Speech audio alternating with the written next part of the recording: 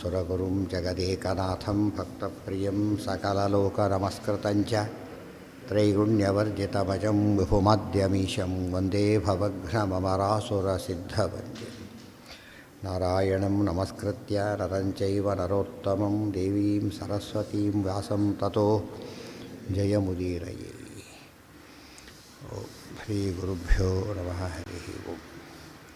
ಸಕೃಷ್ಣೇಷ್ವಥ ಪಾರ್ಥೇಷು ಸುಸ್ನಾತಾವಭೃತೇಷು ಆಲಂ ಪಂಚೇಂದ್ರವದ್ವಿರಾಜತ್ಸು ಸ್ತೂಯಮಾನೇಷು ಋಷೀಶ್ವರೈಃ.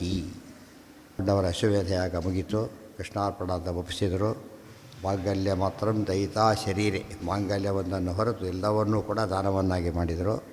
ಋಷಿಮುನಿಗಳೆಲ್ಲ ಕೇಳಿಕೊಂಡ್ರಾಗ ಇದೆಲ್ಲ ಸಹ ನಮಗೆ ರಾಜ್ಯ ಏನೂ ಬೇಕಿಲ್ಲ, ಹಿರಣ್ಯ ಸ್ವಲ್ಪ ಸಾಕು ನಮಗೆ ಅಂತ ಹೇಳಿದಾಗ ಪರಮಾತ್ಮ ಅದನ್ನೆಲ್ಲ ವಾಪಸ್ ಕೊಟ್ಟ ಎಲ್ಲರಿಗೂ ಕೂಡ.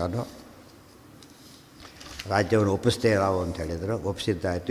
ಇವರು ಹೇಳಿದ್ರಾಗ ಏನಂತ ಹೇಳಿದರು, ಮಮಾರ್ಪಿತಮ್ಮೆ ಬಲವಚ್ಚ ತಸ್ಯಾತ್ ಪುನರ್ವೇದೋ ಅದಾಗಬೇಕಿತ್ತು. ಇತೀರಿತಃ ಪ್ರಾಹ ಸಭಾದರಾಯಣೋ ಮುನೀಶ್ವರೈ ಅಪ್ಯನುಯಾಚಿತಃ ಪ್ರಭು ಹಿರಣ್ಯಮೇವ ಸ್ವಪಿತಂ ಮುನೀನಾಂ ಮದಾಜ್ಞೆಯ ಭುಂಗ್ವಮಶೇಷ ರಾಜ್ಯ ನೀವಿಟ್ಟುಕೊಳ್ಳಿ, ಈ ದಕ್ಷಿಣೆ ಕೊಟ್ಟಿದ್ದಾರಲ್ಲ ಅವರಿಗೆ ಸಾಕು ಅಷ್ಟು ಅಂತ ಹೇಳಿದರು. ಸಮರ್ಪಿತನ್ಮೇ ಫಲಮಚ್ಚ. ಆಗೊಂದು ಪ್ರಶ್ನೆ ಬಂತು, ಇಲ್ಲ ಅದು ವಾಪಸ್ ತೊಗೊಳ್ಳೋದಿಲ್ಲ. ಧರ್ಮರಾಜ ಪ್ರತಿಯೊಂದರಲ್ಲೂ ಆದರ್ಶ. ನಾನು ಕೊಟ್ಟಿದ್ದನ್ನು ವಾಪಸ್ ತೊಗೊಂಡ್ರೆ ದತ್ತಾಭರಣ ದೋಷ ಬರುತ್ತೆ, ಕೊಟ್ಟಾಯ್ತು ನಾನೀಗ ಅಂತ ಹೇಳಿದ. ಆಗ ಹೇಳ್ತಾರೆ, ಯೋಚನೆ ಮಾಡಬೇಡ, ನಾವಿದನ್ನು ವಾಪಸ್ ಕೊಡೋದಿಲ್ಲ. ತಿರಸ್ಕಾರ ನೀನು ವಾಪಸ್ ಕೇಳಿ ತೊಗೊಂಡ್ರೆ ಏನಾಗ್ತಿತ್ತು, ಅದು ದತ್ತಾಪಹರಣ. ನೀನು ಕೇಳಿ ತೊಗೊಳ್ತಾ ಇಲ್ಲ, ನಾವು ಕೊಡ್ತಿರೋದ್ರಿಂದ ಇದೇನಿದು ಪ್ರಸಾದವಾಯಿತೇ ಹೊರತು ದತ್ತಾಪಹರಣ ಅಲ್ಲ ಅಂಥೇಳಿ ಬಹಳ ಮುಖ್ಯವಾದ ಅಂಶ ಅದು. ಸಮರ್ಪಿತಮ್ಮೇ ಫಲವಚ್ಚ ತಸ್ಯಾತ್, ಫಲಶ್ರುತಿ ಅಂತದಿರೋದ್ರಿಂದ ಇದು ದೋಷಕ್ಕೆ ಕಾರಣ ಅಲ್ಲ. ಪುನರ್ಗ್ರಹೋ ನೈವಚ ದೋಷಕಾರಿ, ಆದ್ದರಿಂದ ಅದು ವಾಪಸ್ ತಗೊಳ್ಳೋದು ಇರಲ್ಲ, ದೋಷಕ್ಕೆ ಕಾರಣ ಆಗೋದಿಲ್ಲ. ಲೋಕ ಇವತ್ತಿಗೂ ಅದೇ ಪ್ರಾಕ್ಟೀಸ್ ಇರೋದು. ಎಲ್ಲರ ಮುಂದೆ ಹಣ್ಣು ಕಾಯಿ ಎಲ್ಲ ಇಟ್ಟು ನಮಸ್ಕಾರ ಮಾಡ್ತಾರೆ. ಅದೇ ಹಣ್ಣು ತೆಗೆದು ಒಂದಿಷ್ಟು ಕೊಡ್ತಾರೆ ಇವರು, ಅದರಲ್ಲೇ ಎಲ್ಲರಿಗೂ ಕೊಟ್ಬಿಡ್ತಾರೆ. ಅಲ್ಲೆಲ್ಲ ಖಾಲಿ ಆಗೋಗ್ಬಿಡುತ್ತೆ. ಯಾರು ಏನು ತಿಳ್ಕೊಳ್ಳೋದಿಲ್ಲ, ಅದನ್ನು ಇಸ್ಕೋಬೇಕಾದ್ರೆ ಪ್ರಸಾದ ಇಸ್ಕೊತಾರೆ. ನಾವು ಕೊಟ್ಟಿದ್ದು ಅಂತೂ ಅಲ್ಲ, ಮತ್ತು ವಾಪಸ್ ತೊಗೋತೀವಿ ಅಂತಲೂ ಅಲ್ಲ, ಅನುಗ್ರಹ ಅಂತ ತಿಳ್ಕೊತಾರಲ್ಲ. ಹಾಗೆ ವೇದವ್ಯಾಸರಾಗಿ ಕೊಟ್ಟ ಪದ್ಧತಿ. ಇವ್ರು ಕೇಳಿ ತೊಗೊಂಡ್ಬಿಟ್ರೆ ಏನಾಯ್ತು ಅಲ್ಲಿಗೆ, ಅದು ಹೋಯ್ತು ದತ್ತಾಪರಣ ಇದ್ದಾಗ ಲೆಕ್ಕ. ನಾವು ಫಲ ಕೇಳಿಬಿಟ್ರೆ ದತ್ತಾಪರಣ ದೋಷವೂ ಬಂದಾಗ ಲೆಕ್ಕ. ಹೆಚ್ಚು ಕಡಿಮೆ ನಾವಾಗಿ ಫಲ ಕೇಳಿದರೆ ದತ್ತಾಪರಣ ದೋಷನೇ. ಕೃಷ್ಣಾರ್ಪಣ ಅಂತ ಹೇಳಿಬಿಟ್ಟು ಫಲ ಕೇಳಿದ್ರೆ ಏನಾಯ್ತು ಅಲ್ಲಿಗೆ, ಸ್ವಲ್ಪ ವಾಪಸ್ ಕೇಳಿದಾಗಾಯ್ತಲ್ಲ. ಆದ್ದರಿಂದ ಫಲ ಕೇಳೋದು ಅದು ದೊಡ್ಡ ದೋಷನೇ ಇರೋದ್ರಿಂದ ಎಂದು ಕೂಡ ಏನು ಮಾಡಿಕೊಡೋದು, ಫಲ ಕೇಳಬಾರ್ದು ಅಂತ ಒಂದು ನಿದರ್ಶನ. ಕೊಟ್ಟರೆ ಬೇಡ ಅನ್ಬೇಕಾಗಿಲ್ಲ. ಕೊಟ್ಟರೆ ಅವ್ರು ಏನು ಕೊಡ್ತಾರೆ, ಸಾಮಾನ್ಯ ಅನುಗ್ರಹ ಕೊಡೋದ್ರಿಂದ ಏನೇ ಕೊಟ್ಟರು ಅದಕ್ಕೆ ಅರ್ಥ ಇರ್ತದೆ, ಇಸ್ಕೋಬೇಕು ಹೊರತು ನಾವು ಕೇಳಿ ತೊಗೊಳ್ಬಾರ್ದು. ಕೆಲವು ಸತ್ಯ ಸಾಮಾನ್ಯ ಬಂದುಬಿಡ್ತದೆ. ಯಜಮಾನನಿಗೆ ಒಂದು ಯಾವುದೋ ಕೊಳೆತು ಬಾಳೆಹಣ್ಣು ಬಂದುಬಿಡೋದು. ಉಳಿದವ್ರಿಗೆ ಯಾರಿಗೂ ಏನು ಅನ್ಕೋದು, ಕೊಳೆತು ಕೊಟ್ಟರೆ ಏನು ಕೊಳೆತು ಕೊಟ್ಬಿಡುತ್ತೆ ಕೇಳೋದೇ ಇಲ್ಲ. ಮತ್ತು ಅದನ್ನು ಬಿಸಾಕೋದಿಲ್ಲ, ಇನ್ನೊಬ್ರಿಗೂ ಕೊಡೋದಿಲ್ಲ. ಮತ್ತು ನನಗದು ಬೇಕು. ಈ ಒಂದು ಭಕ್ತಿ ಶ್ರದ್ಧೆ ಎಲ್ಲಿಂದ ಶುರುವಾಯಿತು ಅಂದರೆ ವೇದವ್ಯಾಸದೇವರು ಮಾಡಿ ತೋರಿಸಿದ್ದಾರೆ. ಎಂದು ಕೂಡ ದತ್ತಾಪರಣ ಅಂತ ಕರೆಯೋದಿಲ್ಲ. ಸಮರ್ಪಿತಮ್ಮೇ ಫಲವಚ್ಚ ತಸ್ಯಾತ್ ಪುನರ್ಗ್ರಹ ನೈವಚ ದೋಷಕಾರಿ. ಈ ರೀತಿ ಸ್ವೀಕಾರ ಮಾಡೋದನ್ನು ಏನಂತ ಕರೆಯೋದಿಲ್ಲ, ದೋಷ ಉಂಟು ಮಾಡೋ ದೋಷಕಾರಿ, ದೋಷವನ್ನು ಉಂಟು ಮಾಡತಕ್ಕಂಥದ್ದು ಅಂತ ಕರೆಯೋದಿಲ್ಲ. ಇನ್ನೊಂದು ಕಾರಣ ಹೇಳ್ತಾರೆ, ಪಿತಾಮಹೋಹಂ ಭವತಾಂ ವಿಶೇಷತೋ ಗುರು ಪತಿಶ್ಚೈವ ತಥೋ ಮದರ್ಹತಾ. ಮತ್ತು ಇನ್ನೊಂದು ಕಾರಣ ಕೊಡ್ತಾರೆ, ಪಿತಾಮಹ ಅಹಂ, ನಿಮಗೆ ನಾನು ಕೊಡೋ ರೈಟ್ ಇದೆ, ತಾತರ ನಿಮಗೆ ಕೊಡ್ತಾ ಇದ್ದೇನೆ, ಅದೊಂದು ಕಾರಣ. ವಿಶೇಷತಃ ಗುರು, ಜೊತೆಗೆ ಗುರು ಶಿಷ್ಯರಿಗೆ ಕೊಡೋ ಅಧಿಕಾರ ಇದೆ, ಕೊಡ್ತೇವೆ. ಮತ್ತು ಪತಿಶ್ಚೈವ, ಸರ್ವಸ್ವಾಮಿ ಜಗತ್ಪತಿ ಆದ್ದರಿಂದ ರಾಜರಿಗೆ ಕೊಡೋ ಹಕ್ಕಿದೆ, ಅದಕ್ಕೋಸ್ಕರ ನಾನು ಕೊಡ್ತೇನೆ. ತಥೋ ಮದರ್ಹತ, ನಮ್ಮಿಂದ ತೊಗೊಳ್ಳೋದು ದೋಷ ಅಲ್ಲ. ಅದಕ್ಕೆ ದ್ರೋಣಾಚಾರ್ಯರು ಕೂಡ ಯಾರ ಹತ್ರ ತೊಗೊಳ್ಬಾರ್ದು ಪ್ರತಿಜ್ಞೆ ಮಾಡಿದ್ದವ್ರು ಎಲ್ಲಿಗೆ ಹೋದ್ರು, ಕೊನೆಗೆ ಹೋದರು. ಯಾಕೆ ಅವ್ರ ಹತ್ರ ಹೋದ್ರೆ ಏನಲ್ಲ, ದೋಷ ಅಲ್ಲ. ಇದು ಅರ್ಥ ಮಾಡಿಕೊಂಡ್ರೆ, ಕಂಡವ್ರನ್ನ ಕೇಳಿದರೆ ಭಿಕ್ಷುಕ ಅಂತ, ತಂದೆ ತಾಯಿನ ಕೇಳಿ ಏನಂತ ಕರೆಯೋದಿಲ್ಲ, ಭಿಕ್ಷುಕ ಅಂತ ಕರೆಯೋದಿಲ್ಲ. ಆದ್ದರಿಂದ ತಪ್ಪಲ್ಲ ಅಂತ ಇದೊಂದು ಕಾರಣನೂ ಕೊಟ್ಟರು. ಇತೀರಿತಾಸ್ತೆ ಪ್ರತಿಪದ್ಯ ರಾಜ್ಯಂ ದದುರ್ಹಿರಣ್ಯಂ ನಿಖಿಲಂಚ ತಸ್ಮೈ ವಿಭಜ್ಯ ವಿಪ್ರಾನ್ ಸ ನಿಜಂತು ಭಾಗಂ ಅದಾತ್ಪೃಥಾಯೈ ನಿಖಿಲಂ ಪ್ರಸನ್ನ. ಆಗ ಹೇಳ್ತಾ ಅವರು ಸ್ವೀಕಾರ ಮಾಡಿದರು. ಅಲ್ಲಿಗೂ ವಾದ ಮಾಡಲಿಲ್ಲ. ಕೆಲವರು ಇರ್ತಾರೆ ಆಗಲೂ ಕೂಡ ಏನು ಮಾಡೋದಿಲ್ಲ. ಈಗ ಕೆಲವರೆಲ್ಲ ನಿಮಗೆ ಗೊತ್ತಿರಬೇಕು, ದೊಡ್ಡ ದೊಡ್ಡ ಜಾಗ ಕ್ಷೇತ್ರಗಳಿಗೆ ಹೋಗಿರ್ತಾರೆ, ಅಲ್ಲೂ ಕೂಡ ಸ್ವಯಂ ಪಾಕ ಮಾಡ್ಕೋತಾರೆ ಹೊರತು ಏನು ಮಾಡೋದಿಲ್ಲ, ಅವರು ಸ್ವೀಕಾರ ಮಾಡೋದಿಲ್ಲ. ಅದೇನು ನಮ್ಮದವ್ರಿಗಾಗೆ ದೊಡ್ಡ ಪೀಠಾಧೀಶರೇ ಮಾಡಿದ್ರು ಕೂಡ ಇಲ್ಲ, ತೊಗೊಳೋದಿಲ್ಲ. ಸ್ವಯಂ ಪಾಕ ನಿಯಮ ಅಂದ್ಬಿಡ್ತಾರೆ. ಅದು ಅತಿ ಆಯಿತು. ಎಲ್ಲಿ ಸಿಕ್ಕರು ತಿಂಬೋದು ಹೇಗೆ ಅತಿರೋ. ಇನ್ನೊಂದು ಏನದು, ತಿನ್ನಬೇಕಾದಲ್ಲೂ ಯಾಚೆಯೇ ಶ್ರೋತ್ರಿಯಸ್ಯ ಅನ್ನಮ್ಮಂತಲೇ ಇರೋದು. ಅಂಥ ಹೊತ್ತು ತೊಗೊಳೋದಿಲ್ಲ ಅಂತ ಹೇಳಿದಾಗ ಅತಿರ ಆಭಾಸ, ಅದು ಅತಿ ಆಯಿತು. ಅಂಥ ಅತಿ ಮಾಡಿದ್ರೆ ಏನು ಪ್ರಯೋಜನಕ್ಕೆ ಬರೋದಿಲ್ಲ. ಯಾವುದಕ್ಕೆ? ಅದೇ ಅವರವರ ಇದ್ರ ಪ್ರಕಾರ ಮಾಡ್ತಾರೆ, ಹೇಳಿದ್ದಲ್ಲ ಅದು. ಅದಕ್ಕೆ ಹೇಳಿದ್ದು, ಅವ್ರವ್ರ ಇದ್ರ ಪ್ರಕಾರ ಮಾಡಿಕೊಂಡ್ರೆ ತಪ್ಪಲ್ಲ. ಪ್ರತಿಷ್ಠೆ ಮಾಡ್ಕೋತಾರೆ, ಅದು ಪ್ರಶ್ನೆ. ಎಷ್ಟು 6 ಗಂಟೆ ಲೆಕ್ಚರ್ ಹೊಡಿತಾರೆ, ಬೇಡ ಅಂತ ಹೇಳಿದ್ರ ಜೊತೆಗೆ ಗಂಟೆ ಲೆಕ್ಚರ್ ಹೊಡಿಯೋದು. ಅದರಿಂದ ಏನಾಗುತ್ತೆ, ಅದು ಇಲ್ಲದ ಇದು. ಅದಕ್ಕೆಲ್ಲ ಕೈ ಹಾಕ್ಲಿಕ್ಕೆ ಹೋಗಬಾರ್ದು. ಒಂದು ಯಾವುದಕ್ಕೂ ಒಂದು ಅರ್ಥ ಇರ್ತದೆ. ಇವು ಪಾಂಡವರು ನೋಡಿ ಎಷ್ಟು ದೊಡ್ಡ ಎಲ್ಲ ಆಗಿದೆ, ಇಷ್ಟು ಹೇಳಿದ ತಕ್ಷಣ ಇಸ್ಕೊಂಡ್ಬಿಟ್ರು ಅಷ್ಟೇ ಹೊರತು ಇಲ್ಲ ಅದು ಮನಸ್ಸು ಹಿಡಿಸೋದಿಲ್ಲ, ಅದು ಕೊಟ್ಟ ಮೇಲೆ ಮುಗೀತು ಅಂತ ಹೇಳಕ್ಕೆ ಹೋಗಲಿಲ್ಲ. ತಪ್ಪದು. ಅದಕ್ಕೆ ಹೇಳ್ತಾರೆ ವಿಷ್ಟೋ ವೈಷ್ಟೋ ವಾಕ್ಯೇನ ಹಾನಿ ಪಾಪಸ್ಯ ಕರ್ಮಣ. ಒಮ್ಮೆ ತಪ್ಪೇ ಆಗಿದ್ದರೂ ಕೂಡ ದೊಡ್ಡವ್ರು ಹೇಳಿದಾಗ ಏನದು ಗ್ರಾಹ್ಯ. ಅಂಥ ಹೊತ್ತಿನಲ್ಲಿ ಸಾಕ್ಷಾತ್ ಭಗವಂತ ಕೊಟ್ಟಾಗ ಇಷ್ಟೆಲ್ಲ ಕಾರಣ ಹೇಳಿ ಕೊಟ್ಟಾಗ ತೊಗೊಳೋದಿಲ್ಲ ಅಂದರೆ ತಪ್ಪಾಗತ್ತೆ. ವಿಭಜ್ಯ ವಿಪ್ರಾನ್ ಸಾ ನಿಜಂತು ಭಾಗಂ. ಎಲ್ಲರಿಗೂ ಕೊಟ್ಟರು. ಎಲ್ಲರಿಗೆ ಹೇಗೆ ಕೊಟ್ಟರು ಅವರು? ಅದು ವ್ಯಾಸರಾಜರ ಬಗ್ಗೆ ಹೇಳ್ತಾರೆ. ವ್ಯಾಸರಾಜ ಆರಾಧನೆ ಇವತ್ತು ಅದು ವ್ಯಾಸಸಮುದ್ರ ಕಟ್ಟಿಸಿದ್ರಲ್ಲ, ಒಂದು ಕಡೆ ಜಾಗ ತೋರಿಸ್ತಾರೆ, ಅಲ್ಲಿ ಕೂತ್ಕೊಂಡು ಸೂಪರ್ವೈಸ್ ಮಾಡ್ತಿದ್ರಂತ. ಅಲ್ಲಿ ಕೂತ್ಕೊಂಡು ಎಲ್ಲ ಕಾಡ್ಸೋಕೆ ಕೊಡ್ತಿದ್ರಂತ. ಸಾಯಂಕಾಲ ಕೂತ್ಕೊಂಡು ಪಟವಾಡಿ ಅವತ್ತಿನ ದಿವಸ ಅವತ್ತು ಕೊಟ್ಟುಬಿಡೋದು. ಕೊಟ್ಟೆ ಟಕ ಕೊಟ್ಬಿಟ್ಟು ಹೇಗಿರ್ತಿತ್ತಂಥದ್ದು ಅವ್ರಿಗೆ ಅಲ್ಲ, ಎಷ್ಟು ಸೇವೆ ಮಾಡಿದ್ರೆ ಅಷ್ಟೇ ಇರ್ತಿತ್ತು ಸರಿಯಾಗಿ. ಅದು ಅವ್ರು ಕೊಟ್ಟರೆ ಹೆಚ್ಚು ಮಾಡಿದವನು ಹೆಚ್ಚು, ಕಡಿಮೆ ಮಾಡಿದವನು ಕಡಿಮೆ, ಅವನೇನು ಮೋಸ ಮಾಡೋಂಗಿಲ್ಲೇ ಇಲ್ಲ. ಆ ಥರ ಕೊಡ್ತಿದ್ರು. ಅದು ಭಾಳ ಆಶ್ಚರ್ಯ. ಅದು ಆ್ಯಕ್ಚುಲಿ ಅದು ಕಾನ್ಸೆಪ್ಟೇ ಭಾಳ ಆಶ್ಚರ್ಯ. ಅವ್ರು ಕೊಟ್ಟರು ಬಿಟ್ಟರು ಅನ್ನೋದಕ್ಕೆ ಹೆಚ್ಚಾಗಿ ಸಿದ್ಧಿ ಹೇಗಿರುತ್ತೆ ಅನ್ನೋದಕ್ಕೆ ಇವತ್ತು ಟೆಸ್ಟ್ ಆನ್ಲೈನ್ ಕರೆಕ್ಟಾಗಿ ಪೇ ಮಾಡಿದ್ರೆ ಇಲ್ಲ ತೊಗೊಳೋದಿಲ್ಲವಲ್ಲ, ಆ ಥರ. ಅದು ಎಷ್ಟು ಬೇಕೋ ಅಷ್ಟೇ ಇದ್ದಾಗೆ ಟಕ ಕೊಟ್ಟರೆ ಹೀಗೆ ಹಾಕ್ತಾಯಿದ್ರೆ ಕರೆಕ್ಟಾಗಿ ಅಷ್ಟೇ ಇರ್ತಿತ್ತು ಅಂತ ಹೇಳಿದ್ದಾರೆ. ಯಾತಕ್ಕೆ ಹೇಳಿದ್ದು, ವೇದವ್ಯಾಸರು ಅವರ ಯೋಗ್ಯತೆ ಕತೆ ಕೊಟ್ಟರು, ಅವ್ರ ಹೆಸರು ಇಟ್ಕೊಂಡು ಒಳ್ಳೆ ಭಕ್ತರಾಗಿದ್ದಂಥ ಇವರು ಕೊಟ್ಟರು ಕೂಡ ಹಾಗೇ ಇರ್ತಿತ್ತು. ಅಂದರೆ ಅದು ಸ್ವಾರಸ್ಯ ಇದೆ. ಅದು ನಾವು ಅಲೆಗಳಿಲ್ಲಕ್ಕೆ ಸಾಧ್ಯ ಆಗೋದಿಲ್ಲ, ಗೊತ್ತಾಯ್ತಾ? ಅದೆಲ್ಲ ವ್ಯಾಸರಾಜರ ಸಿದ್ಧಿ. ಅದು ಭಾಳ ದೊಡ್ಡ ಪುರುಷರು. ಇಡೀ ಇದರೊಳಗೆ ನಮ್ಮ ಅತಿ ಹೆಚ್ಚು ಕೆಲಸ ಮಾಡಿದವರು ಅಂತ ಹೇಳಿದರೆ ಇವತ್ತು ಆಚಾರ್ಯ ಜಯತೀರ್ಥನ ಬಿಟ್ಟ ಮೇಲೆ ವ್ಯಾಸರಾಜರೇ ಭಾರಿ ಕೆಲಸ ಮಾಡಿದವರು. ಯೋಚನೆ ಮಾಡಲಿಕ್ಕೆ ಸಾಧ್ಯ. ಒಬ್ಬ ವ್ಯಕ್ತಿ ಒಂದು ವರ್ಷ ಒಂದು ಜನ್ಮದಲ್ಲಿ ಅಷ್ಟು ಕೆಲಸ ಮಾಡ್ತಾರೆ ಅಂದರೆ ನಮ್ಮದು ಭಾರಿ ಅಸಾಧ್ಯ. ವಾದಿಜಯ ಹಾಗೆ, ಪಾಠ ಪ್ರವಚನ ಹಾಗೆ, ಗ್ರಂಥ ರಚನೆ ಹಾಗೆ, ಸಂಚಾರ ಹಾಗೆ, ಸಾಮಾಜಿಕ ಗೊಂದಲ ಪರಿಹಾರ ಮಾಡೋದು ಹಾಗೆ, ವ್ಯಾಸ ಪ್ರಾಣದಲ್ಲಿ ಪ್ರತಿಷ್ಠಾಪನೆ ಮಾಡೋದು ಹಾಗೆ, ಎಷ್ಟು ಕಡೆ ಕೆಲಸ ಮಾಡ್ತಾರೆ ಅಂತೇಳಿ. ರಾಜ ಮಹಾರಾಜರ ಪ್ರಭಾವ ಬೀರಿದ ಅದೊಂದೇ ಸಾಕು, ಫುಲ್ ಟೈಮ್ ಕೆಲಸ ಅದು. ಅದ್ರ ಮಧ್ಯೆ ಆಗ ಮಾಡ್ತಾನೆ ಗ್ರಂಥ ಬರೆಯೋದು, ಮತ್ತು ಎಂಥ ವಾದಿಗಳನ್ನು ಸೋಲಿಸೋದು, ಸಿಂಹ ಸ್ವಪ್ನವಾದಿಗಳಿಗೆ ಅವರು ಇಷ್ಟೆಲ್ಲ ಒಬ್ಬರೇ ಮಾಡಿದರು ಅಂತ ಹೇಳಿದರೆ ನಿಜವಾಗ್ಲೂ ಭಾರಿ ದೊಡ್ಡ. ಒಂದೊಂದು ಗ್ರಂಥ ವ್ಯಾಸತ್ರಯದಲ್ಲಿ ಒಂದೊಂದು ಓದೋದು ಭಾರಿ ಕಷ್ಟ ಆದಾಗ ಅಷ್ಟೇ ಒಬ್ಬರು ಬರೆದರು ಅಂತ ಹೇಳಿದರೆ ಮುಂದೆ 16 ವರ್ಷ ಕಮ್ಮಿ ಎಲ್ಲ ಚೇಂಜ್ ಆಗಿಬಿಡ್ತಾವೆ. ಆಮೇಲೆ ಬದಲಾಯಿಸ್ಬಿಡ್ತಾರೆ ಕೆಲವೆಲ್ಲ. ಏನಂತ ಒಬ್ಬರಷ್ಟೆಲ್ಲ ಮಾಡ್ಲಿಕ್ಕೆ ಸಾಧ್ಯ ಇಲ್ಲ. ಆದ್ದರಿಂದ ಅನೇಕ ವ್ಯಾಸರಾಯರಿದ್ದರು ಅಂತ ಶುರು ಮಾಡಿಬಿಡ್ತಾರೆ. ಇವರು ಕೆಲವರು ಇರ್ತಾರೆ ಭಾರಿ ರೀಸನಬಲ್ ಥಿಂಕ್ ಮಾಡ್ತಾರೆ ಅಂತ ಹೇಳ್ಬಿಟ್ಟು. ದೊಡ್ಡವರನ್ನ ಸಣ್ಣವರು ಮಾಡಿ ರೀಸನಬಲ್ ಥಿಂಕಿಂಗಿದ್ದ ಲೆಕ್ಕ. ತಪ್ಪದು. ಆ ದೃಷ್ಟಿಯಲ್ಲಿ ಎಷ್ಟೆಷ್ಟು ಬೇಕು ಅಷ್ಟಷ್ಟು ಸರಿಯಾಗಿ ಕೊಡ್ತಾಯಿದ್ರು. ನಿಖಿಲಂಚ ತಸ್ಮೈ ವಿಭಜ್ಯ. ಸಾಮಾನ್ಯವಾಗಿ ವಾದಿರಾಜರು ರಾಯರ ಬಗ್ಗೆ ಎಲ್ಲ ಸತ್ವವನ್ನು ಬದುಕಿದ ಕಥೆ ಕೇಳಿರ್ತಾರೆ. ವಾದಿರಾಜ ಎಷ್ಟೋ ಜನ ಬದುಕಿದ್ದು ಪ್ರಸಿದ್ಧನೇ ಇದೆ. ವ್ಯಾಸರಾಜರು ಹಾಗೆ ಮಾಡಿ ತುಂಬ ಜನ ಕೇಳಿಲ್ಲ ಅದನ್ನು. ವ್ಯಾಸಯೋಗಿ ಚರಿತೆಯಲ್ಲಿ ಬರೀತಾರಂತ. ಅವ್ರು ಇನ್ನೂ ಮುಳುಬಾಗಿಲಿಂದ ಹೊರಡ್ತಾರೆ. ಅವರು ಹೇಳ್ತಾರೆ, ವ್ಯಾಸರಿಗೆ ಕಳಿಸ್ಕೊಡ್ತಾರೆ, ಈ ತಿರುಪತಿಗೆ ಹೋಗಬೇಕು, ಅಲ್ಲಿ ರಾಜಗುರುಗಳಾಗಿರಬೇಕು, ಅದು ತಪ್ಪಲ್ಲ ಅಂತ ಹೇಳಿಬಿಟ್ಟು ಶ್ರೀಪಾದರ ಕಳಿಸ್ಕೊಟ್ಟ ಹೋಗ್ತಾ ದಾರಿಯೊಳಗೆ ಒಂದು ಕಡೆ ಇಳ್ಕೊಂಡಿರ್ತಾರೆ. ನಡ್ಕೊಂಡೇ ಹೋಗ್ಬೇಕು ಆ ಕಾಲ ಆಗಿನ ಕಾಲದಲ್ಲಿ. ಆಗ ಭಾಳ ಅಳೋದು ಕೂಡ ಜೋರಾಗಿ ಕೇಳಿಸುತ್ತೆ. ಏನಂತ ವಿಚಾರಿಸ್ತಾ ಗೊತ್ತಾಗತ್ತೆ. ವೃದ್ಧ ತಂದೆ ತಾಯಿಗಳು ಬಂದು ಕೇಳ್ತಾರೆ, ನಮ್ಮ ಹುಡುಗ ಇದೆಲ್ಲ ಸಂಯುಕ್ತ ಎಲ್ಲ ತರ್ಲಕ್ಕೆ ಹೋಗಿದ್ದ, ಹಾವು ಕಚ್ಚಿ ಸತ್ತೋಗ್ಬಿಟ್ಟಿದ್ದಾನೆ, ಒಬ್ಬನೇ ಮಗ ಅಂತ ಹೇಳಿದಾಗ ಆಯಿತು ಕರ್ಕೊಂಡು ಬನ್ನಿ ಅಂತ ಹೇಳಿಬಿಟ್ಟು ಪ್ರೋಕ್ಷಣೆ ಮಾಡಿ ತಕ್ಷಣ ಎದ್ದು ಕೂತ ಅಂತ ಹೇಳಿದ. ಸುಪ್ತೋತ್ಥಿತ ಇವ ಬರೆಯೋದರ ಎದ್ದ ಅಂತ ಬರೀತಾರೆ. ವ್ಯಾಸಯೋಗಿ ಚರಿತೆಯಲ್ಲಿ ಬರೆದಿರೋದು ಇತ್ತಲ್ಲ ಆತ, ಮಾಧ್ವ ಬ್ರಾಹ್ಮಣ ಅಲ್ಲ, ಆತ ಬರೀತಾರೆ ಸ್ಪಷ್ಟವಾಗಿ. ವ್ಯಾಸರಾಜರ ಮಹಿಮೆ ಯಾರೂ ಪ್ರಸಾರಕ್ಕೆ ತಂದಿಲ್ಲ ಅದನ್ನು. ಅಷ್ಟರ ಮಟ್ಟಿಗೆ ವ್ಯಾಸರಾಜರ ಮಹಿಮೆ ಪ್ರಸಾರವಾಗಿತ್ತು. ಜಯತಿ ಇವರೆಲ್ಲ ಆದಮೇಲೆ ಫಸ್ಟಾಗಿ ಕೆಲಸ ಮಾಡಿದವರು ಅವರೇ ಆ ಲೆಕ್ಕದಲ್ಲಿ. ಆಮೇಲೆ ಬೇಕಾಷ್ಟು ಜನ ಆ ಥರ ದೊಡ್ಡ ಜ್ಞಾನಿಗಳು ಮಾಡಿದ್ದಾರೆ. ವ್ಯಾಸರಾಜರ ರೀತಿ ಮಾಡಿದರು. ಮತ್ತು ವ್ಯಾಸರಾಜ ಪ್ರತಿನಿತ್ಯ ಭಾಗವತ ಪ್ರವಚನ ಮಾಡ್ತಿದ್ರು, ಬರೀತಾರೆ ಅದು, ಪ್ರತಿನಿತ್ಯ ಭಾಗವತ ಪ್ರವಚನ ಮಾಡ್ತಾಯಿದ್ರು. ಇವೆಲ್ಲ ಸೂಕ್ಷ್ಮ ವಿಚಾರಗಳು, ಯಾರೂ ತಿಳಿಸಿಲ್ಲ ಅದನ್ನು. ಆಚಾರ್ಯ ಭಾಗವತ ಪ್ರವಚನ ಮಾಡ್ತಿದ್ದನ್ನು ಮಧ್ವಿದರು ಹೇಳಿದ್ದಾರೆ.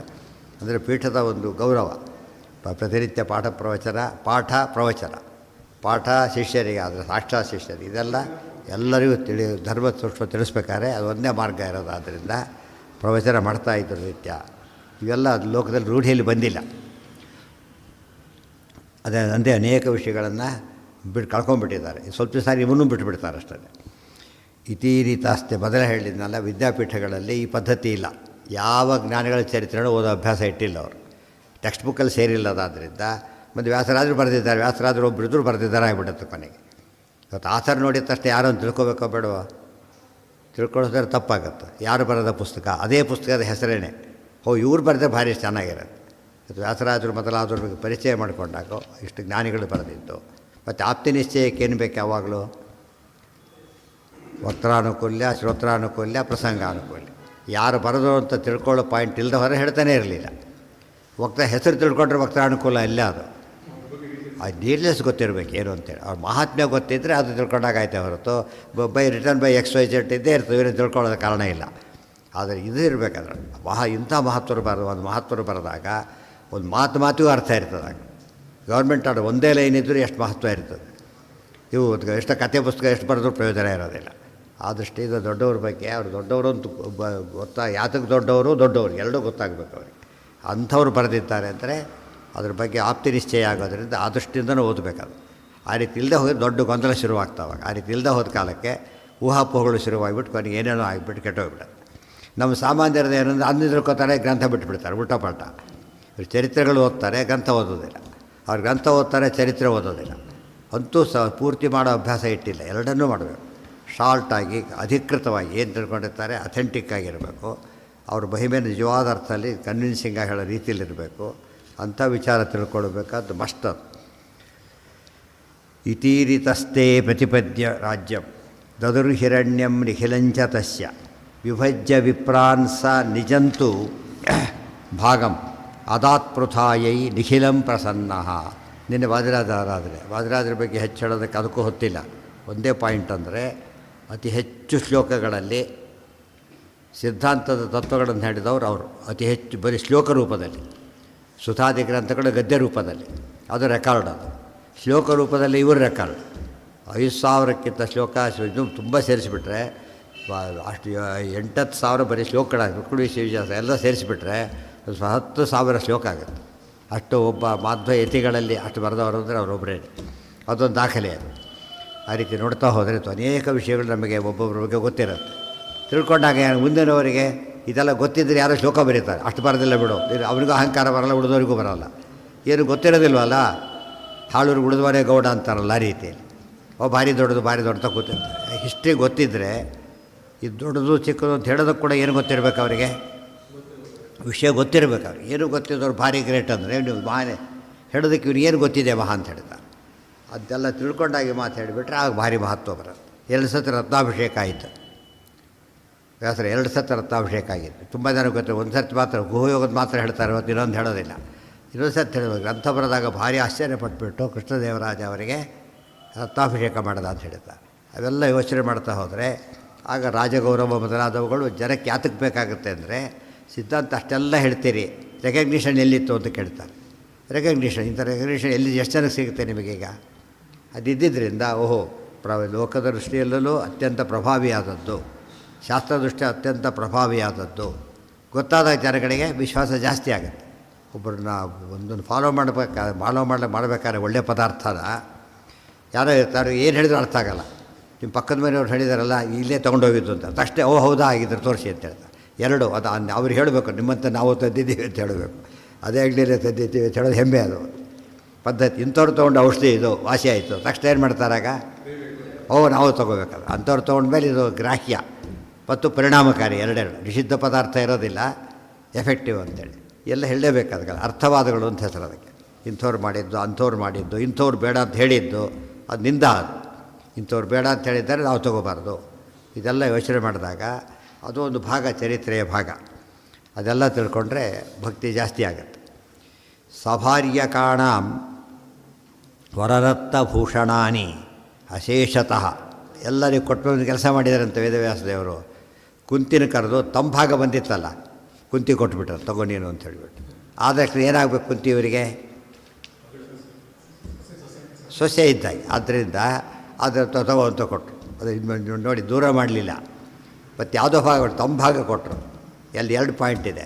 ಅಂದರೆ ಕುಂತಿ ಬಾಲವಿಧವಾಗಿ ಬಂದವಳು, ಆದರೆ ಅವಳನ್ನು ಅದಕ್ಕೆ ಅಗೌರವದಿಂದ ಕಾಣಲಿಲ್ಲ. ಭಾಳ ಮುಖ್ಯ ಅದು.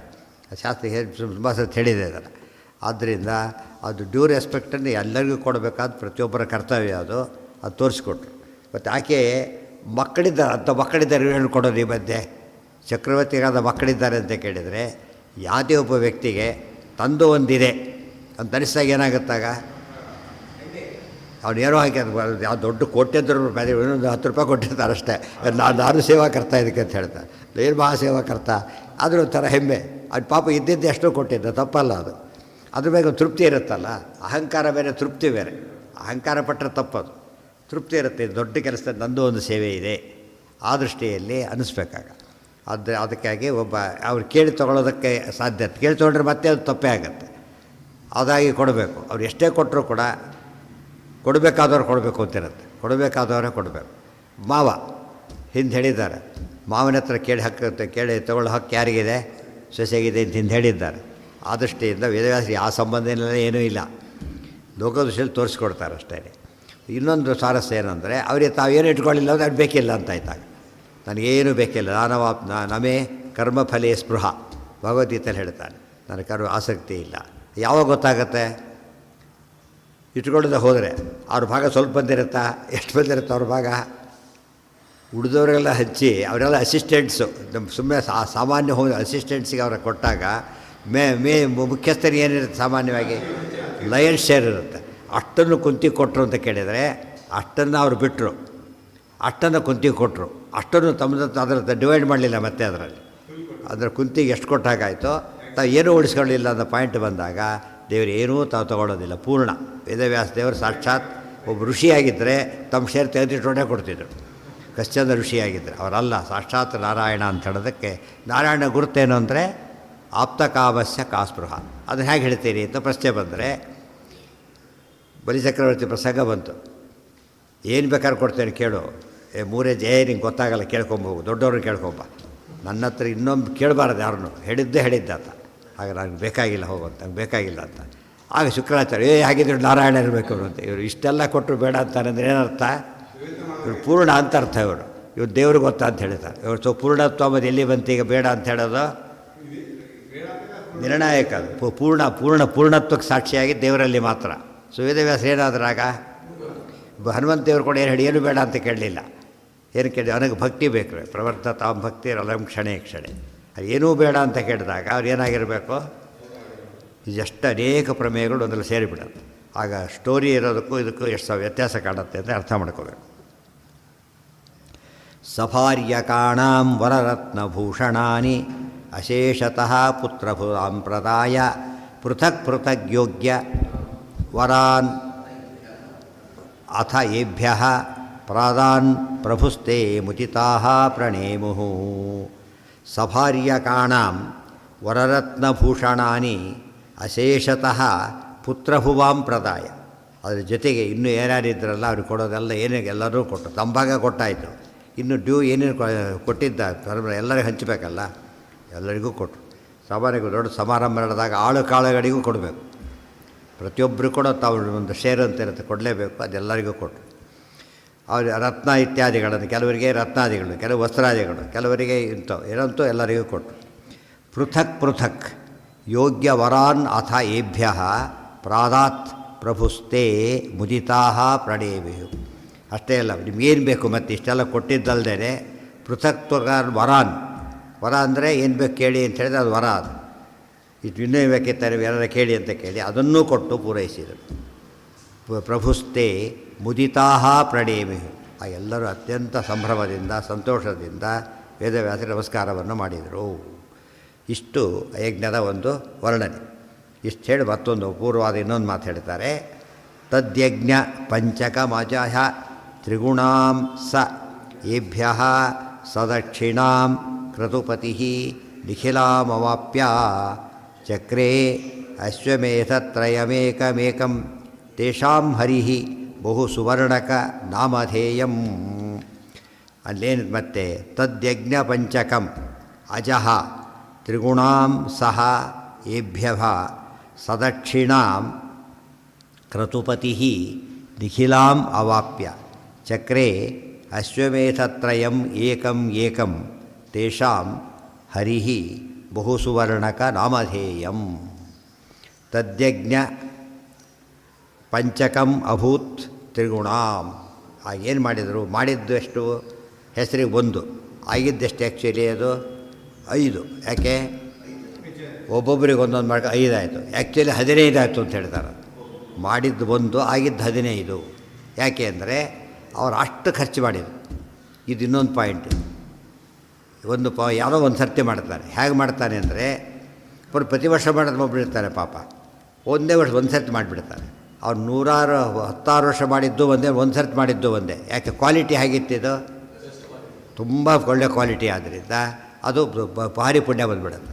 ಅದಕ್ಕೇ ಒಂದೇ ಜ್ಞಾನ 5 × 3 ಮಾಡಿದ್ದರಿಂದ ಅದಕ್ಕೇನಾಯ್ತದು? ಬಹು ಸುವರ್ಣಕ ಅಂತ ಹೆಸರು. ಅದಕ್ಕೆ ಬಹು ಸುವರ್ಣಕ ನಾಮಧೇಯಂ. ಈಗ 3 ಪಟ್ಟು ಜಾಸ್ತಿ ಮಾಡಿದರೆ, 3 ಪಟ್ಟು ಜಾಸ್ತಿ ಮಾಡಿದಾಗ ಏನಂತ ಕರೀತಾರೆ ಅದನ್ನು? ಬಹು ಸುವರ್ಣಕ. ಬಹು ಸುವರ್ಣಕ, ಅತಿ ಹೆಚ್ಚು ಸುವರ್ಣಾದಿಗಳನ್ನು ವ್ಯಯ ಮಾಡಿದಂತಹ ಯಜ್ಞ ಅಂತ ಅರ್ಥ. ಅರ್ಥ ಆಯ್ತಾ? ಒಬ್ಬ ಒಂದ್ಸರಿ ಏನು ಕ್ವಾಲಿಟಿ ಹೇಳೋದಕ್ಕೆ ಸಾಧ್ಯ ಇಲ್ಲ ಅಂತಾರಲ್ಲ, ಆ ರೀತಿ ಆಯಿತು. ಇದಕ್ಕೆ 15 ಸ್ವಾರಸ್ಯ ಏನಂತ ಕೇಳಿದ್ರಲ್ಲ, ಬಹು ಸುವರ್ಣಕ. ಗೊತ್ತಾಯ್ತಾ?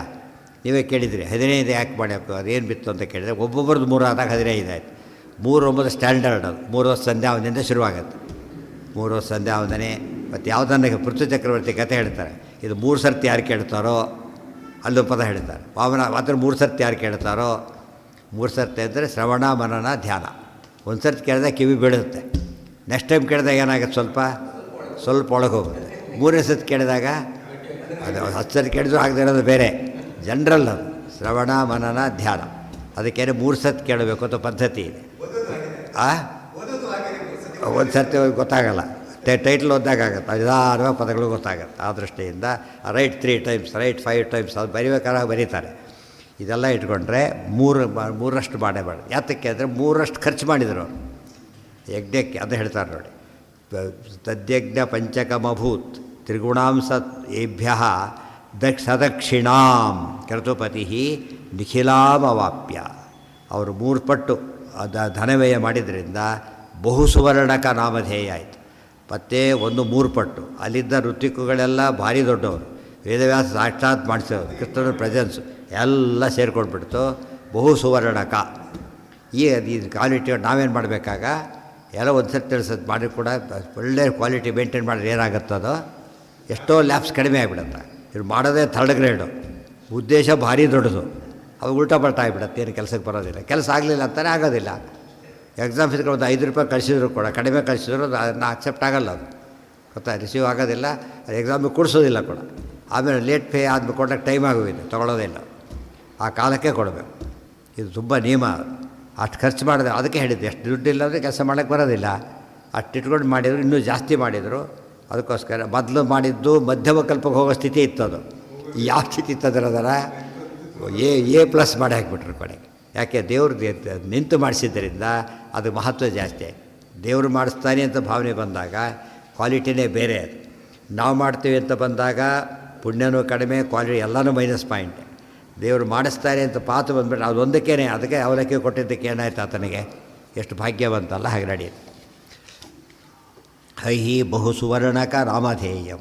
ಇದೆಲ್ಲ ಕೊಡ್ಲಿಕ್ಕೆ, ಅಷ್ಟು ಫಲ ಕೊಡ್ಲಿಕ್ಕೆ ಏನು ಶಕ್ತಿ ಅವರಿಗೆ ಅಂತ ಕೇಳಿದರೆ, ಕ್ರತುಪತಿ ಡಿಕ್ಲೇರ್ ಮಾಡ್ತಾನೆ ನಂಬರ್ 1 ಅಂತ. ಯಾರ್ಯಾರು ಡಿಕ್ಲೇರ್ ಮಾಡೋಕ್ಕೆ ರ್ಯಾಂಕ್ ಯಾರು ಇವನು ಡಿಕ್ಲೇರ್ ಮಾಡ್ಕೊಳ್ಳೋಕೆ ಬರೋದಲ್ಲ. ಯಾರು ಡಿಕ್ಲೇರ್ ಮಾಡಬೇಕಾದ್ರೆ ವೇದವ್ಯಾಸ ಡಿಕ್ಲೇರ್ ಮಾಡಿ. ಕ್ರತುಪತಿ ಅವರು, ಕ್ರತುಪತಿ ಯಜ್ಞಪತಿ, ಯಜ್ಞಭುಕ್, ಯಜ್ಞಪತಿ ಭಗವಂತನಾದ್ದರಿಂದ ಯಜ್ಞದ ಕ್ವಾಲಿಟಿ ಎಷ್ಟು ಅಂತ ಹೇಳೋದು ಹಕ್ಕ ಆತನದು.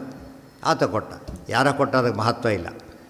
ಅವಾಪ್ಯ ಚಕ್ರೇ ಅಶ್ವಮೇಧತ್ರಯಂ ಏಕಂ ತೇಷಾಂ ಹರಿ ಬಹು ಏಕಂ ಅಶ್ವಮೇಧಂ 3 ಪಟ್ಟು ಮಾಡಿದ್ದರಿಂದ ಬಹು ಸುವರ್ಣಕ. ಒಂದೊಂದನ್ನು 3 ಮಾಡಿದರು ಅಂತ ಅರ್ಥ. ಎಲ್ಲ ಸೇರಿ 3 ಎಲ್ಲ ಒಂದೊಂದನ್ನು 3 ಮಾಡಿದ್ದರಿಂದ 5 × 3 ಎಷ್ಟಾಯಿತು? 1 3 ಆಗಿದ್ರೆ 8 5 + 1 ಆಗಿಬಿಡ್ತಿತ್ತು ಅಷ್ಟೇ. 1 3 ಆಗಿದ್ದಕ್ಕೆ 15 ಆಯಿತು. ಚಕ್ರೆ ಅಶ್ವಮೇಧತ್ರಯಂ ಏಕಮೇಕಂ ತೇಷಾಂ ಹರಿಃ ಬಹು ಸುವರ್ಣಕ ನಾಮಧೇಯಂ.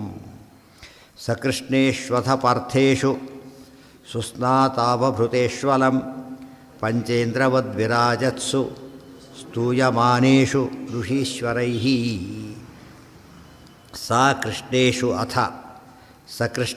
ಅಥ ಪಾರ್ಥೇಷು ಸುಸ್ನಾತ ಅವಭೃತೇಷು ಅಲಂ ಪಂಚೇಂದ್ರವದ್ವಿರಾಜತ್ಸು ಸ್ತೂಯಮಾನೈಃ ಋಷೀಶ್ವರೈಃ. ಸಕೃಷ್ಣೇಷು ಕೃಷ್ಣನ ಸಮೇತವಾಗಿ, ಪಾರ್ಥೇಷು ಪಾಂಡವರು, ಸುಸ್ನಾತ ಅವಭೃತೇಷು ಯಜ್ಞ ಮುಗಿದಿದ್ದ ಗುರುತೇನು ಅವಭೃತ ಸ್ನಾನ ಆಗಬೇಕು. ಅವಭೃತ ಸ್ನಾನ ಮುಗೀತು. ಆಗ ಹೇಗಿದ್ದಾರೆ ಪಾಂಡವರು ಅಂದರೆ ಪಂಚೇಂದ್ರವದ್ ವಿರಾಜತ್ಸು, ಪಂಚೇಂದ್ರರಂತೆ ಶೋಭಿಸ್ತಾ ಇದ್ದಾರೆ. ಒಬ್ಬೊಬ್ಬರು ಹೇಗಿದ್ದಾರೆ? ಒಬ್ಬ ಇಂದ್ರನಂತಿದ್ದಾರೆ. ಸೊ 5 ಇಂದ್ರರಿದ್ದಾಗ ಆಯಿತು ಅಂತ ಹೇಳ್ತಾರೆ. ಆ್ಯಕ್ಚುಲಿ ಏನಾಗಿದ್ದವರು? ಅವರು ಇಂದ್ರ ಪದವಿಯಲ್ಲೇ ಇದ್ದವರು. ಇಂದ್ರ ಪದವಿಯಲ್ಲಿದ್ದು ಹೇಗೆ ಆಳಿದರು, ಭೂಲೋಕದಲ್ಲಿ ಈಗ ಅವತಾರ ಮಾಡಿಯೂ ಕೂಡ ಇಂದ್ರನಂತಲೇ ವಿರಾಜಿಸಿದರು. ಆಚಾರ ತುಂಬ ಸತ್ತು ಉಪಯೋಗಿಸ್ತಾರೆ ಅದನ್ನು. ವನವಾಸದಲ್ಲಿದ್ದಾಗ ಹೇಗಿದ್ದರು ಅವರು?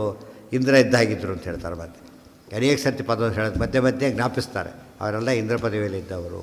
ಇಂದ್ರ ಪದವಿ ಎಂಬುದು ಕೆಲವು ಸತ್ಯ ದೊಡ್ಡವರು ಕೂತಿದ್ದು, ಕೆತ್ತತ್ತೆ ಸರಿಯಾಗಿ ಕೂತವರು, ಕೆಲವರು ಕಡಿಮೆ ಕೂತವರು. 3 ಗುಂಪಿದ್ದಾರೆ ಅಲ್ಲಿ. ನಾರಾಯಣ ಯಜ್ಞನಾಮಕನಾಗಿ ಇಂದ್ರ, ಅವಾಗ ಏನಾಗಿತ್ತು? ಭಾರಿ ದೊಡ್ಡವರು ಕೂತಾಗಾಯ್ತು. ಕೆಲವರು ಹೇಳೋದಿಲ್ಲ, ಒಂದು ಪೋರ್ಟ್ಫೋಲಿಯೋನ ದೊಡ್ಡವ್ರು ತಾವೇ ಇಟ್ಕೊಂಡ್ಬಿಟ್ರೆ ಹಾಗೆ ಚೀಫ್ ಮಿನಿಸ್ಟರ್, ಪ್ರೈಮ್ ಮಿನಿಸ್ಟರ್ ಇಟ್ಕೊಂಡ್ಬಿಟ್ರೆ ಏನಾಗುತ್ತದು? ಅವ್ರ ಕೈಯಲ್ಲಿದೆ. ಫೈನಾನ್ಸು, ಹೋಮ್ ಅಂತ ಇಟ್ಕೊಂಡ್ಬಿಟ್ಟಿರ್ತಾರೆ ಕೆಲವು ಸಲ. ಅದು ಒಂದು ಪಾಯಿಂಟ್. ಎಲ್ಲಿ ಕೆಲವು ಸತ್ಯ ಕಡಿಮೆಯವ್ರ ಮೇಲೆ ಕೂಡಿಸಿದ್ರು. ಯಾರಿದ್ದಾರೆ ಇಂದ್ರ ಪದವಿಗಿಂತ ಆ್ಯಕ್ಚುಲಿ ನಕಲ ಸಹೋದರರು ತಾರತಮ್ಯದಲ್ಲಿ ಕಡಿಮೆ, ಅವಲ್ಲಿ ಕೂತ್ಕೊಂಡ್ರು. ಅವ್ರೇನಾಯಿತು? ಕಡಿಮೆಯವರು ಕೂತರು. ಹರಿ ಕೂತಿದ್ದು ಯಜ್ಞ ರೂಪದಿಂದ, ವಾಯುದೇವರು ರೋಚನ ರೂಪದಿಂದ. ಅವರಿಬ್ಬರು ಕೂತಾಗ ಮೇಲವರು ಕೂತಾಗಿತ್ತು. ಇವರು ಕೂತಾಗ ಇವರಿಬ್ಬರು ಕೂತಾಗ ಕೆಳದವರು ಕೂತಾಗಿತ್ತು. ಅರ್ಜುನ ಕೂತಾಗ ಮಾತ್ರ ಏನಾಗಿತ್ತು? ಅದು ಕರೆಕ್ಟ್ ಇಂದ್ರ ಪದವಿ. ತಾರತಮ್ಯಕ್ಕೆ ಈ ಇಂದ್ರನ ತೊಗೋಬಾರ್ದು. ಉಪನಿಷತ್ತಿನ ವೇದಗಳು ಹೇಳ್ತಾರೆ ಇಂದ್ರ ಸರ್ವೋತ್ತಮ ಅಂದ್ಬಿಡ್ತಾರೆ. ಇಂದ್ರ ಸಮಾನ ಯಾರೇ ಇದ್ದಾರೆ ಅಂತ ಹೇಳ್ತಾರೆ. ಯಾರು ಇಂದ್ರ? ಆಗ ನಾರಾಯಣ ಇಂದ್ರ. ಹುಡುಗರಿಗೆ ಗೊತ್ತಿಲ್ಲ ಅದರಿಂದಾಗಿಯೇ ಅದು ಅಪಾರ್ಥ ಮಾಡ್ಕೊತಾರೆ. ಇಂದ್ರ ಜೀವೋತ್ತಮ ಅಂದ್ಬಿಟ್ರೆ ತಪ್ಪಾಯ್ತಲ್ಲ. ವಾಯುದೇವರಿದ್ದಾಗ ಇಂದ್ರದೇವರು ಜೀವೋತ್ತಮ ಎರಡೂ ಅಲ್ಲ, ಇವರಿಗಿಂತ ಕಡಿಮೆ ಅಂದರು ರುದ್ರಾದಿಗಳಿಗಿಂತ. ಆಗ ಅವರು ಈ ಇಂದ್ರದೇವರು ಇವರಿಗಿಂತ ಕಡಿಮೆ ಅಂತ ಇದ್ದಾರೆ ಅಂತ ಕೇಳಿದ್ರೆ ಅವರು ನಕಲ ಸಹದೇವರು, ಅಶ್ವಿನಿ ದೇವತೆಗಳಾಗಬೇಕು. ಆದರೆ ನಮಗೆ ವಿರೋಧ ಪರಿಹಾರ ಆಗ್ತದಾಗ. ಅದು ಗೊತ್ತಿಲ್ಲದವ್ರೆ ಒಂದೇ ಇದ್ರೆ ಅಂತ ಗೊತ್ತಿದ್ದವರಿಗೆ ಇಂಥ ಕಥೆ ಕೆಟ್ಟದಾಗ ತಲೆ ಕೆಟ್ಟು ಹೋಗ್ಬಿಡೋದು. ಬೇರೆ ಬೇರೆ ಕೂತು ಇಬ್ಬರು ಕೂತರು. ಒಂದು ಸರ್ತಿ ಒಬ್ಬರು, ಇನ್ನೊಂದು ಸರ್ತಿ ಒಬ್ಬರು. ಗೊತ್ತಾಯ್ತಾ? 2 ಸಲ ಹೇಳಿ. ಈ ಸತ್ತು ಹೇಳಿದ್ದೇನು? ದೇವರು ಕೂತಿದ್ದಾರೆ, ಅದು ಸರ್ವೋತ್ತಮನಾಗಿ ಹೊಲಿ ಕೂತಿದ್ದಾರೆ, ಜೀವೋತ್ತಮನಾಗಿ ಇವರು ಕೂತಿದ್ದಾರೆ. ಇಬ್ಬರು ಮೇಲವರು ಕೂತರು, ಇಬ್ಬರು ಕೆಳಗಿನವರು, ಒಬ್ಬರು ಸಮ ಒಬ್ಬರು ಅಂತ ಹೇಳಿಲ್ಲಾಗ 2 2 4 1 5. ಅದರಲ್ಲೂ ಕೂಡ ಕೃಷ್ಣಂದು ವಿಷಯ ಬರೋದಿಲ್ಲ. ಅವರು ವೇದವ್ಯಾಸರಾಗಿ ಕೃಷ್ಣ ಆಗಿದ್ದಾರೆ. ವೇದವ್ಯಾಸರು ಕೃಷ್ಣ, ಇವರು ಕೃಷ್ಣ ಒಬ್ಬ ಇಂದ್ರ, ವಾಯುದೇವರು ಒಬ್ಬ ಇಂದ್ರ, ಇವರು ಇಬ್ಬರು ಇಂದ್ರ. ಅರ್ಜುನ ಇನ್ನೊಂದು ಸ್ವಾರಸ್ಯ ಇದೆ. ಇಂದ್ರದ ಈಗಿದ್ದಾರಲ್ಲ 2 ಸರ್ತಿ ಕೊಡ್ತಾರೋ. ಪುರಂದರ ಷಷ್ಠ ಉತಾತ್ರ ಸಪ್ತಮಃ. 6ನೇ ಮನ್ವಂತರಕ್ಕೂ ಅವರೇ ಇಂದ್ರ, 7ನೇ ಮನ್ವಂತರಕ್ಕೂ ಅವರೇ ಇಂದ್ರ. ಇದು ಭಾರಿ ಅಂದರೆ 6ನೇ ಇಂದ್ರ ಇವಳು ಏನು ಹೇಳ್ತೀವಿ, ಅದು ಭಾರಿ ವಿಶೇಷಾಂಶ. ಅದು ಅತಿಥೇಸ್ತಸ್ಯ ಪಾದೋದಕ ಕಲಿನ ಆಗೊಂದು ವಿಸಕ್ತರ ಪ್ರಸಂಗ ನಡೆಯಿತು. ಪಂಚೇಂದ್ರವದ್ವಿರಾಜತ್ಸು ಸ್ತೂಯಮಾನೇಷು ಋಷೀಶ್ವರೈಹಿ. ಋಷೀಶ್ವರೆಲ್ಲ ಹೊಗಳ್ತಾ ಇದ್ದಾರೆ. ಭಾರಿ ಜ್ವರ, ಎಂಥ ಯಜ್ಞ. ಯಾತಕ್ಕೆ ಅವ್ರು ಹೊಗಳೋದಕ್ಕೆ ಬೆಲೆ ಇದೆ ಅಂದರೆ ಎಲ್ಲ ಯಜ್ಞಕ್ಕೂ ಹೋಗೋರು ಅವರು. ಗೊತ್ತಾಯ್ತಾ? ಎಲ್ಲ ಯಜ್ಞಕ್ಕೂ ಋಷಿಗಳು ಇರಲೇಬೇಕು, ಇಲ್ಲದ್ರೆ ಕೆಲವು ಯಜ್ಞ ಆಗೋದಿಲ್ಲ. ಆದ್ದರಿಂದ ಅವ್ರು ಹೊಗಳಿದ್ರೆ ಏನೋ ಅರ್ಥ ಇರುತ್ತಾಗ? ಅಷ್ಟು ಕಂಡವರು ಆದ್ದರಿಂದ ಹೇಳ್ತಾರೆ ಅಂತ. ಮನೆ ಬಿಟ್ಟೇ ಹೋಗಿಲ್ಲ.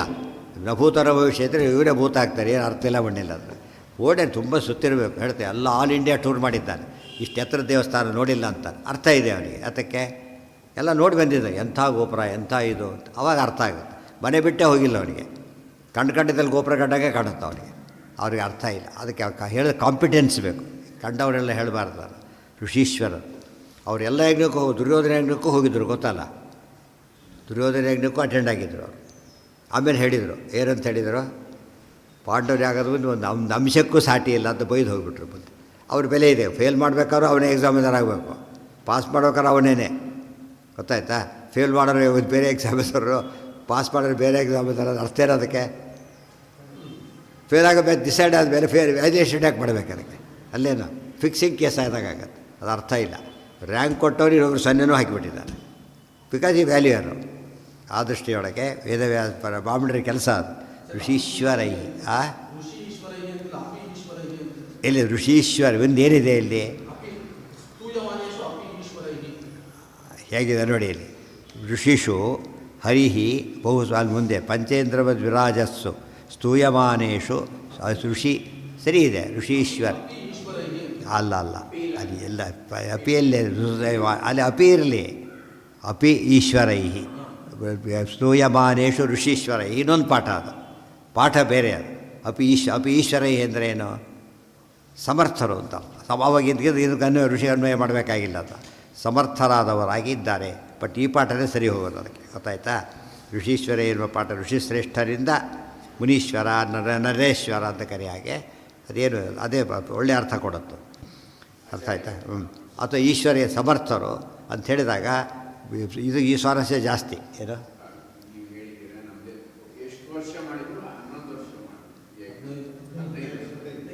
ಯಾಕೆ ಚೇಂಜಾಗಿ ಮಾಡಿ?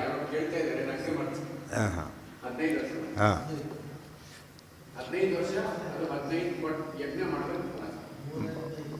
ಅದೇ ಎಷ್ಟಾಯ್ತು ಈಗ? ಒಂದು ಯಜ್ಞ, 5 ಪಾಂಡವರು, 5 ಆಯ್ತು ಅಲ್ಲಿಗೆ. ಗೊತ್ತಾಯ್ತಾ? ಮಾಡಿದ್ದು 15 ವರ್ಷ ಒಟ್ಟು. ಬಟ್ ಫಲ ಕೂಡ ಎಷ್ಟು ಬಂತು? ಅದಕ್ಕೆ 3ರಷ್ಟು ಫಲ ಬಂತು. ಒಂದೊಂದು ಯಜ್ಞ 3 ಆಯಿತು. 15 ಯಜ್ಞಗಳಾದಾಯಿತು, 15 ವರ್ಷವೂ ಆಯಿತು, ಎಲ್ಲ ಸರಿ ಬಂತು. ಸಕೃಷ್ಣೇಶ್ವಥ ಪಾರ್ಥೇಶು ಸುಸ್ನಾತ ಅವಭೃತೇಶ್ವರ. ಬರೀ ಸ್ನಾತ ಅನ್ನಲಿಲ್ಲ, ಸುಸ್ನಾತ ಅಂತ ಕರೆದು. ಅದು ಒಳ್ಳೆ ರೀತಿಯಲ್ಲಿ ಸಾಂಗೋಪಾಂಗ ಆಗಬೇಕಾದ್ರೆ ಕೊನೆಯ ಹಂತದಲ್ಲೂ ಕೂಡ ಏನಾಗಬೇಕದು ಸರಿಯಾಗಿ ನಡಿಬೇಕು. ಇಲ್ಲವರು ಅಲ್ಲಿ ಹಾಳಾಗಿಬಿಡತ್ತೆ. ಆ ಚಡ್ಡಿ ಕಥೆಯಲ್ಲಿ ಬರೋದಿಲ್ಲ. ಎಲ್ಲ ಏನೋ ಮಾಡಿಸಿದ್ರು, ಕೊನೆಗೆ ಖುಷಿ ಆಯಿತು, ಹೊಗಳಿಬಿಟ್ಟ, ಬಿಸಾಕಿಲ್ಲ, ಹೋಗಿತ್ತು. ಸಾಧ್ಯಘಾತ ಅದು. ಇವತ್ತು ಎಷ್ಟೋ ಜನ ಆ ಸ್ಟೇಜಲ್ಲಿ ತಪ್ಪು ಮಾಡಿಬಿಡ್ತಾರೆ. ಆ ಪಿಂಡ ಸರಿಯಾಗಿ ವಿಸರ್ಜನೆ ಮಾಡದೆ ಹೋದರೆ ಮಾಡಿದ್ದೆಲ್ಲ ವೇಸ್ಟ್. ಅದು ಅರ್ಥ ಆಯ್ತಾ? ಕೊನೆಗೆ ಒಗ್ಗರಣೆ ತಪ್ಪು ಕೊಟ್ಟು ಸೀಮೆಎಣ್ಣೆ ಒಗ್ಗರಣೆ ಕೊಟ್ಟು ಹಾಳಾಗುತ್ತಲ್ಲ ಹಾಗೆ. ಕೊನೆಯ ಸ್ಟೇಜ್ವರೆಗೂ ಏನು ನಿಲ್ಲಿಸಿ ಪಾರ್ಕ್ ಮಾಡಬೇಕಾದ್ರೆ ಕೂಡ ಆಕ್ಸಿಡೆಂಟ್ ಆಗ್ಬೋದು. ಸ್ಲೋ ಕೆಲವರು ಇರ್ತಾರೆ, ನಿಲ್ಲಿಸ್ಬಿಟ್ರೆ ಹಿಂದೋಗಿ ಮುಂದೋಗಿ ಒದ್ದಾಡಿಬಿಡ್ತಾರೆ ಕೂತವರು. ಅದು ಓಡಾಡಿಸ್ಬಿಡ್ತಾರೆ. ಕೆಲಸ ಹಾಗೆ ನಿಲ್ಲಿಸ್ತಾರೆ. ಅದು ಕೂಡ ಪ್ರೊಸೀಜರ್. ಅದು ಸ್ಟಾರ್ಟ್ ಮಾಡೋದು ಅಷ್ಟೇ. 5 ಗಂಟೆ ಸ್ಟಾರ್ಟ್ ಮಾಡೋಕ್ಕೋರು ಪದ್ಯ ತಿಂದು ಹೋಗ್ತಾರೆ. ಮೆಥಡ್ ಇರುತ್ತೆ. ಸೊ ಮುಗಿಸೋದು ಮೆಥಡ್ ಇದೆ. ಅದಕ್ಕೆ ಸುಸ್ನಾತ ಅಂತ ಕರೆದು. ಮತ್ತು ಇನ್ನೊಂದು ಸುಸ್ನಾತ ಯಾತಕ್ಕೆ? ಕೃಷ್ಣ ಇದ್ದಾನೆ ಜೊತೆಗೆ. ಆತನ ಹೆಸರು ಹೇಳಿದ್ರೆ ನಮಗೆ ಪುಂಡರೀಕಾಕ್ಷಂ ಸಭಾಹ್ಯ ಅಭ್ಯಂತರ ಶುಚಿ. ಪುಂಡರೀಕಾಕ್ಷ ಅಂದರೆ ಸಾಕು. ಪುಂಡರೀಕಾಕ್ಷ 3 ರೂಪದಲ್ಲಿ ಇದು ಮಾಡಿಸ್ತಿದ್ದಾನೆ. ಆದ್ದರಿಂದ ಸುಸ್ನಾತರು. ಮತ್ತು ಭಾರತೀಯಗಳು ಕೆಪ್ರಾಣ ಅಂತರ್ಗತಾರೆ ಸುಸ್ನಾನ. ಭೀಮಸೇಂದ್ರರು ಅವರೇ ಇದ್ದಾರೆ. ಎಲ್ಲ ಕೊಡೋಕೆ ಸುಸ್ನಾತ ಅಂತ ಪದ ಉಪಯೋಗಿಸಿದ್ದಾರೆ. ಎಲ್ಲೋ ಮಾಡಿದ್ದಲ್ಲ, ಪ್ರತ್ಯಕ್ಷ ನಡೀತಾ ಇದೆ. ಅದಕ್ಕೆ ಅದು ಎಷ್ಟು ಅಬ್ಜೆಕ್ಟಿವ್ ಹಾಕಿದ್ರು ಕೂಡ ಸರಿ. ಅದು ಅಂತ ಹಾಕಿಬಿಟ್ರೆ ಎಲ್ಲ ಬಂತು. ಪಂಚೇಂದ್ರವದ್ ವಿರಾಜಸ್ತು ಸ್ತೂಯಮಾನೇಷು ಋಷೀಶ್ವರೈ ಪಂಚೇಂದ್ರವದ್ ವಿರಾಜಸ್ಸು ಸ್ತೂಯಮಾನೇ ಚ ತದ್ಯಜ್ಞೆ ಕ್ರೋಧೋ ನಕುಲತಾಂಗತಃ ಕೃತ್ವಾ ಉಗ್ರಗರ್ಜನಂ ಯಜ್ಞಂ ತಾಂಶ್ಚ ಯಜ್ಞಕೃತೋ ಅಖಿಲಾನ್. ಈ ಒಂದು ಹೊಸ ಕಥೆ ಶುರುವಾಗುತ್ತೆ. ಅದು ನಾಳೆ. ದೊಡ್ಡದು ಅದು ಅನೇಕ ವಿಷಯ ಜಿಜ್ಞಾಸೆ ಅದರಲ್ಲಿದೆ. ಅದನ್ನು ಹೇಳುತ್ತಾರೆ ನಾಳೆ. ಅದನ್ನು ತುಂಬ ಜನ ಕಥೆ ತಪ್ಪು ಕೇಳಿಬಿಟ್ಟು ಅದು ಪಾಂಡವ್ರನ್ನ ಯಜ್ಞ ಹೊಗಳೋದಕ್ಕೋಸ್ಕರ ಬಂದ ಕಥೆನ ಬೈಯೋದಕ್ಕೋಸ್ಕರ ಬಂದ ಕಥೆ ಅಂತ ಮಾಡಿ ಇದು ಬಂದಿಟ್ಟಿದೆ. ಎಲ್ಲೆಲ್ಲೇ ಯಾವುದೋ ಪೇಪರೆಲ್ಲ ಬರೆದು ಹಾಕಿಬಿಟ್ಟು ಪಾಂಡವ್ರ ಯಜ್ಞ ಹೋಪ್ಲೆಸ್ ಅಂತ ಬರೆದಾದವರು ಇಲ್ಲ. ಅದು ಅರ್ಥನೇ ಆಗುತ್ತೆ ಜನಗಳಿಗೆ. ಅದಕ್ಕೆ ಕಂಡವ್ರ ಕೈ ಹಾಕಿದ್ರಾಗೋದು ಅಷ್ಟೇ. ಅದು ಕಾಂಪಿಟೆನ್ಸ್ ಬೇಕೇ ಬೇಕು.